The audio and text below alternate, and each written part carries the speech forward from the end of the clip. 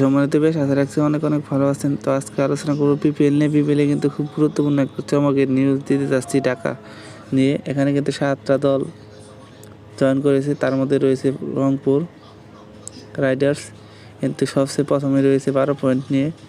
2 নম্বর রয়েছে Fortune Barishal 6 point নিয়ে। 3 নম্বর রয়েছে চিটাগাং কিংস 4 পয়েন্ট নিয়ে। 4 নম্বর রয়েছে খুলনা টাইটান্স 4 পয়েন্ট নিয়ে।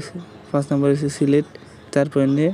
দুর্বার রাজশাহী 4 পয়েন্ট নিয়ে এবং ঢাকা রয়েছে 2 পয়েন্ট নিয়ে। এখান থেকে কিন্তু ঢাকার কামব্যাক করার সুযোগ রয়েছে। দেখতে পাচ্ছেন উপরে কিন্তু 4টা দলই 2 পয়েন্ট, ঢাকার কিন্তু 2 পয়েন্ট।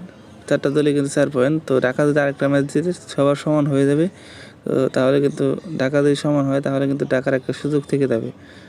তো ঢাকা কিন্তু বর্তমানে একটা ম্যাচ জিতেছে, আরও কিছু ম্যাচ জেতার মাধ্যমে কিন্তু ঢাকা কিন্তু খেলতে পারে, পয়েন্ট টেবিলে এগিয়ে যেতে পারে। ফরচুন বরিশাল এবং রংপুর কিন্তু ফার্স্টে রয়েছে।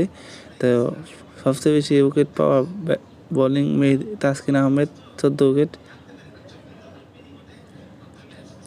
তানজিম সাকিব 11, আবু হাইদ 11। এই দেখতে পাচ্ছেন মোস্ট অফ দ্য উইকেট কিন্তু তারা নিয়েছে। ধন্যবাদ। ভিডিওটি ভালো লাগলে অবশ্যই চ্যানেল সাবস্ক্রাইব করুন।